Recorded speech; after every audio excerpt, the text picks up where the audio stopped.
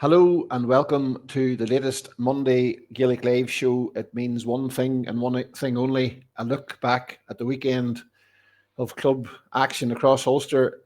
Now there's 30 teams left. They can run the Ulster club, and last weekend took the numbers down to that figure. So with a few semi-finals lineups ready, and one of those is Tyrone. So I suppose it's your own county. You know it inside out, and I see Loch Curry is going to meet Carrickmore in a biggie down the line. But what did the weekend bring?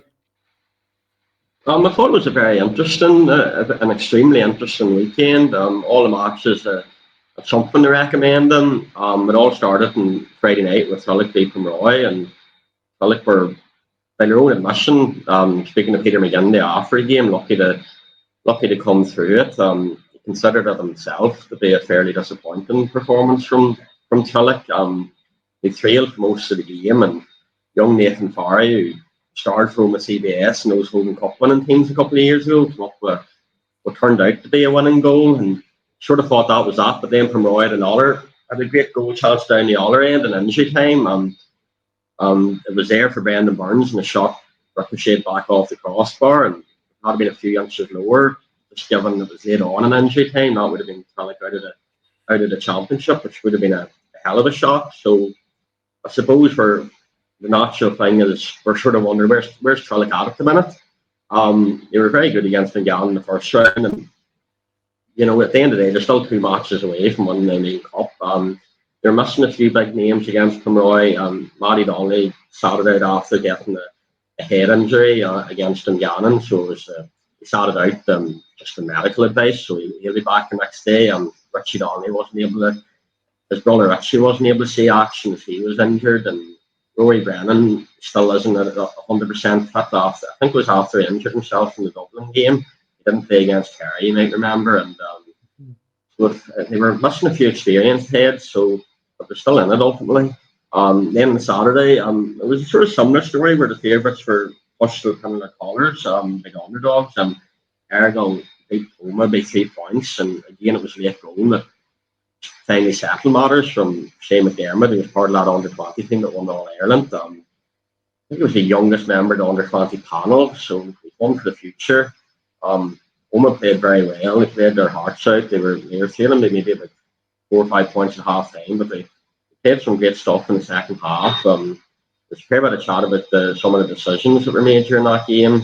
Conor Meyer, for example, was black carded, which was a big call. It was off the ball, so I didn't see it, but it was a big call anyway. The black card a player of his stature, I suppose, and there was a hot ball given near the end. Aragorn won it, and we got the goal about 30 seconds later, and there's a bit of chat about that. So there were a few big calls there. I don't like giving off, at the end of the day, Aragorn won, and for all almost good work, they never got ahead of them either, Mal, if you know what I mean. And Aragorn last year proved that they were really good in the clutch moments. They had some brilliant moments. They'll be remembered around that club forever, like Peter McCartney's winner in Ulster final against Kilcoo, Peter McCartney and Peter Hart. Peter Hart scored a late winner against Kelly Clogher, and they beat Dr. Cokes after extra time.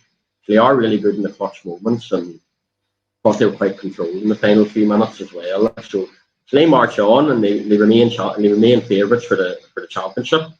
They played Thurles in the next round, so that'll be a cracker. Then there were 2 games yesterday, and I'm mindful of not talking too much about games, or we'll be here all day. But Carrickmore beat Eton Dork by 5 points, and great result for Carman. They were well beat, so to speak, by Eton Dork 2 years ago in Pomeroy. So I suppose it's a measure of the progress they're making that they beat Eton Dork, and they beat them. They definitely deserved it. They got off to a brilliant start. Eton Dork came back into it, but it was Carrickmore finished stronger. And then finally yesterday evening, Loch Curry played Donegal again. It was, I suppose, much anticipated. Some really good lads coming through the ranks of both teams. Loch Curry were I think they were a bit more efficient in their attacking play, and they got the victory in the end up. I was there, and it was a big moment for them too. That was the first time they'll ever play in a senior championship semi-final in Tyrone. They were You're founded just over 50 years ago, and they've made massive progress in the last decade at all levels. So yeah, now they face their neighbours Tyrone in the semi-finals, so there'll be a massive crowd of both those semi-finals now. Yeah, funny. I was talking to Kieran Mina on Saturday at Owen Begg, and he says they lost a couple of big players to injury there coming into that game. So Yeah, I suppose it makes that result all the more significant. And I think they're not going to yeah, have well, them. So yeah, um, yeah, like for example, Anton Fox, did his cruise ship tail end of the league, and saw him after the game, and he was congratulating the players and whatnot, so he's very much an important part of that camp. And there was a young lad coming through. I always get there's not many Donahues. They always get yeah, confused. But one of the young Donahues that was under Owen, I can't quite remember top of my head. I think it was Owen actually. He got a bad injury too, But no, they're deservedly in the semi-finals, and Donamore played quite well. To be fair, they had quite a few waves, but sometimes when that happens, you have to praise the opposition defence as well. It's maybe not a coincidence that they racked up quite a few waves across there. and across the border in Derry, we had semi-finals, and there was two underwhelming ones on the Saturday night, and the two yesterday were very enjoyable. Glen 219 to 110 winners over Banagher. They were 5-1 up after 13 minutes. Ethan Doherty, using his pace quite well, seems to be coming into the groove just at the right time.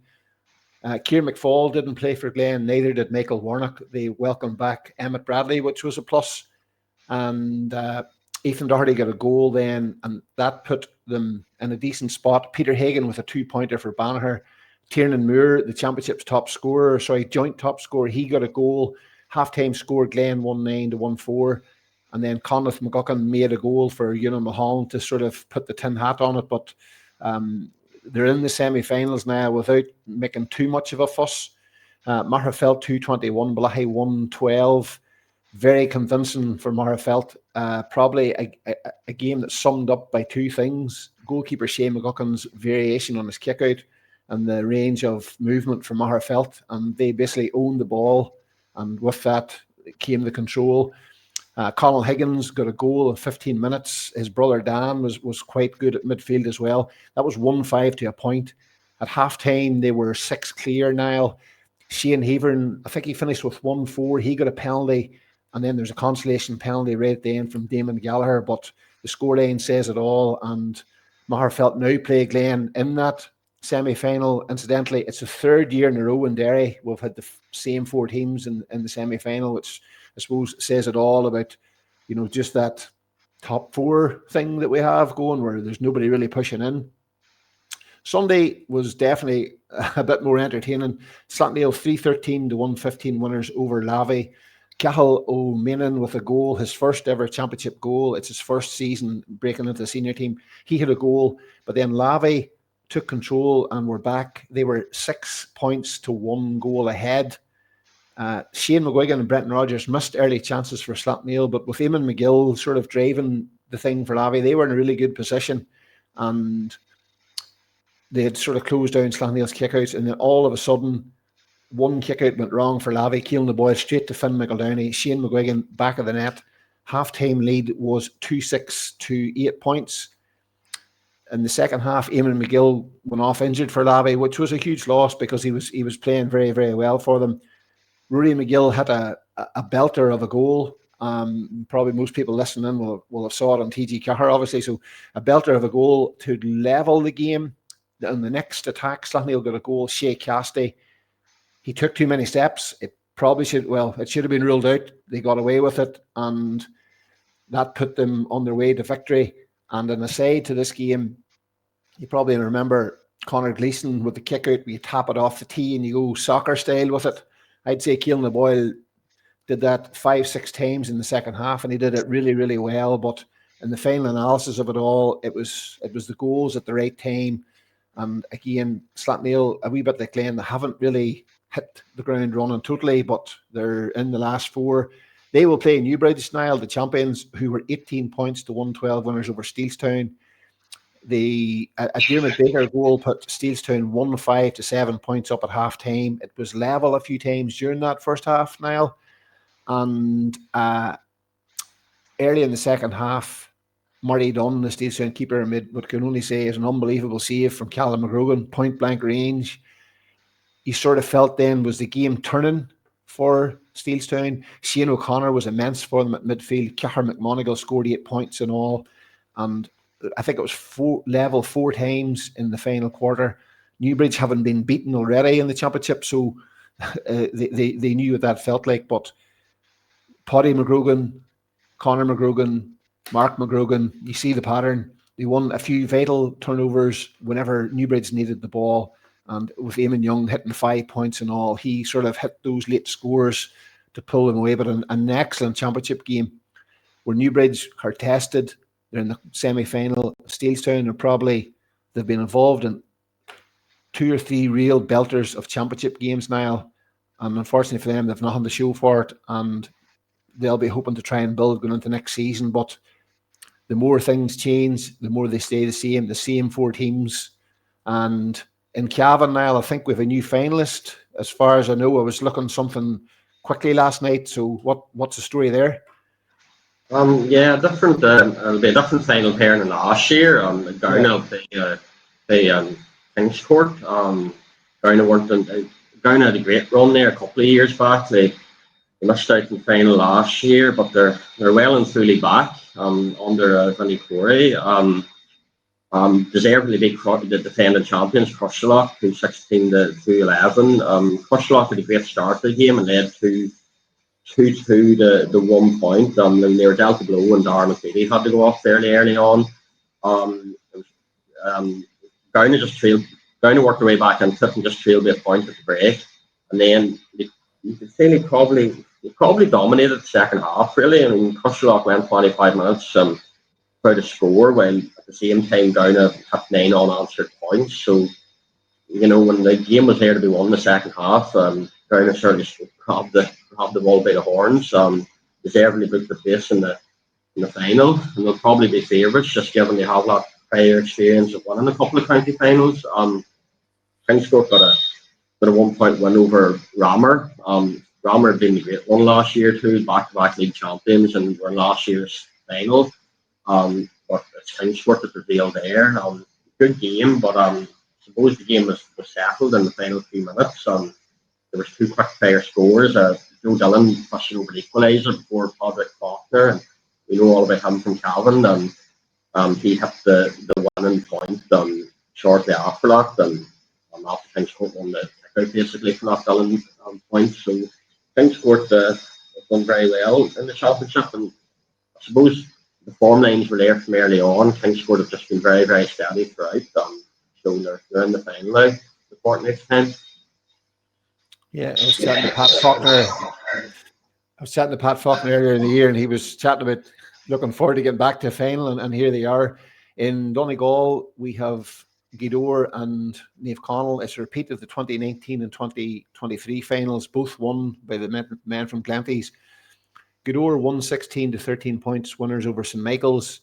They had the breeze in the first half, I think, St Michael's, and they were trying, the 2 point route. They've obviously got Michael Langan, who's brilliant at it, and Colin McFadden. So they went 5-2 up.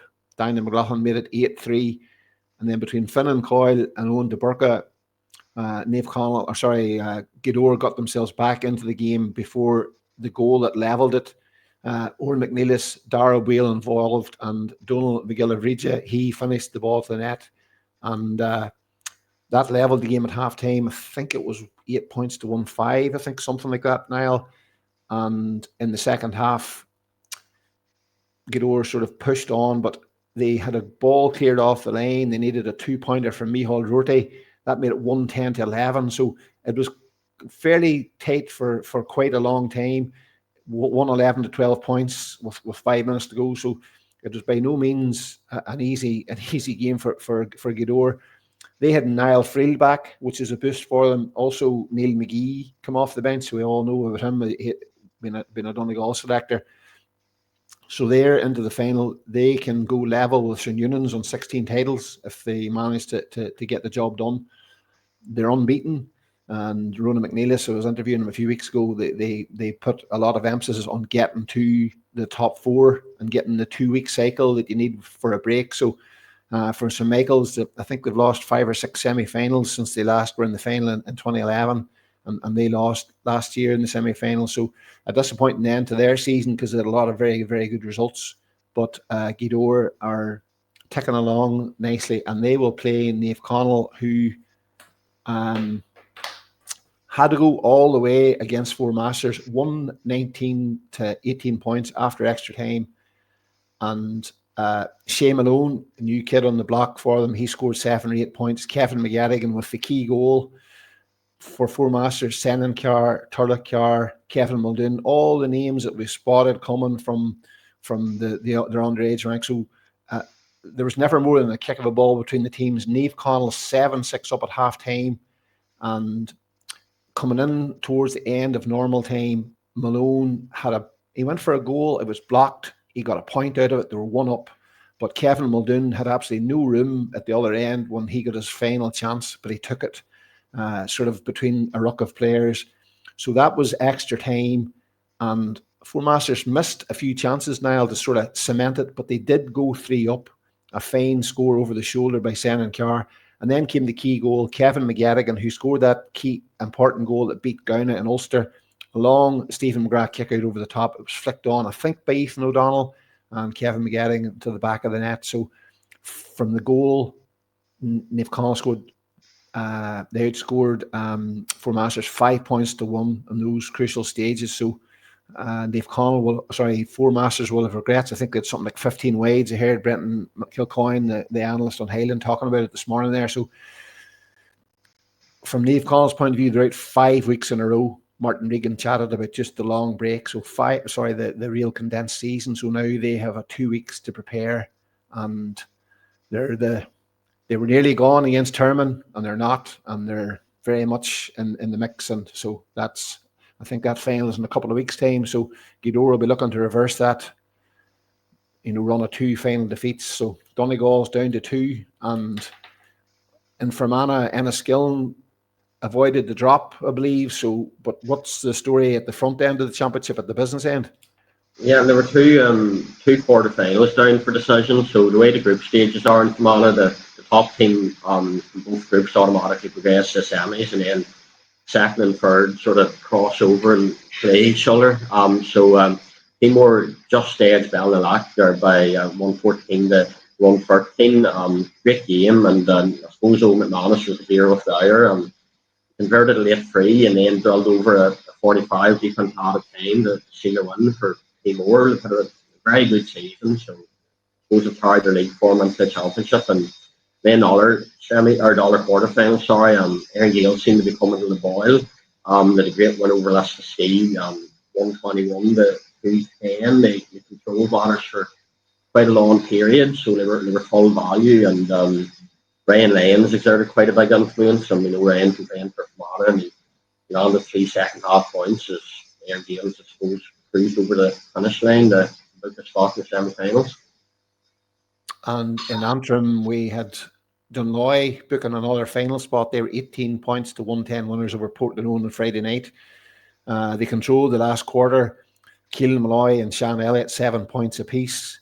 Ryan McGarry and Aaron Crawford very good in their defence. That man that's cropped up a few times, I would imagine Mark Doran will be phoning him over the next few weeks. Decky Smith having a brilliant game at midfield. Michael Hagan 4 points for Portland, but they just didn't have the same level of support for him. A Daniel McNichol goal with 10 minutes to go brought it back to a point, but Dunloy closed them out. And as I say, it's another semi-final defeat for Portland, who, unfortunately for them, they're making a habit of it. And Kevin Mullen made a vital save from Sean Elliott in the first half. Portland went something like 15 minutes without a score. It was level at half time. There was an important Reece Cunning interception at a stage, but then late on, it was sort of the two amigos, Keelan Malloy and Sean Elliott. But as I say, Aidan McAleese and Dermot McAleese made the goal for Daniel McNichol, but that took it back to a point. At that stage, you just wonder what would have been. But Dunloy kicked on, as I say, they went on in the final quarter, and they now meet the champions Cargan, who are going for 4 in a row. They're going for 9 titles out of 11, which is a staggering level of success. 314 to 23 point after extra time level. It took penalties. Jamie McCann blasting his last penalty over the bar, and that was the decisive moment in the day. Cregan were 1 point up going into the end of extra time. James Laverty forced a turnover. They won the free. Tomas McCann held his nerve, tapped it over the bar. Early on in the game, Cregan were 5 points up. Connor Small had scored 7 points in all. He actually took a penalty, and from reading it, I didn't see this one now, but from reading it, he tapped the ball over the bar. I don't know if it was intentional or not, but in the next attack, Paul McCann got a goal for Cargan. The sides were level at half time. Then Connor Johnson with a goal for Cargan, Tom Shiver. So it began to sort of turn. But to be fair to Cregan, their league champions, Sean Duffin, Jamie McCann with points, and then that man, Connor Small, equalised it. It was level half time and extra time. Sean O'Neill, who is highly rated in Antrim, maybe as a future county player, him and Tomas McCann got vital points. Rory McCann with, I think it was a 2-pointer, levelled the game before Connor Johnson looked to have booked Cregan's place. But I say, Cargan skipper James Laverty, I interviewed him a few years ago. He speaks about the level of experience they have. He forced that turnover and they went to penalties, and it was 4-3. And unfortunately for Jamie McCann, it sort of falls back on him as the key moment. But they had it within their grasp now on a few occasions, and they've let it slip. So it's Cargan versus Dunloy. It's the team going for 4-0 versus the team maybe trying to win. I know the hurling side of it has yet to come, but the double is still potentially on in Antrim now. So that's the lie of land there, and I suppose that's the lie of land across Ulster. But now it's 30 teams left. Errigal still have their hands on the Seamus McFerrin Cup, so we have a lot of twists and turns yet. Yeah, no, it's all happening. Yeah, a couple of weeks ago, it seemed like I was going to about 15 matches a weekend with all these first round games. But before you know it, we're in the county final day and all the rest of it. Like, so it is a great time of year, and it's a great time of year for everyone, players, fans, media. Mm-hmm. It is great. Like. We'll be back with our next podcast soon, and check us out at GaelicLife.com. We follow all the codes, all the grades across Ulster, and then obviously with the games starting to peter out and the cups being handed out, we'll be thinking about All-Stars down the line, but there's a few big games before that. So thanks very much for tuning in now. Thanks for joining us on the pod, and we will be back next time in Gaelic Lives. And in the meantime, get us at GaelicLife.com.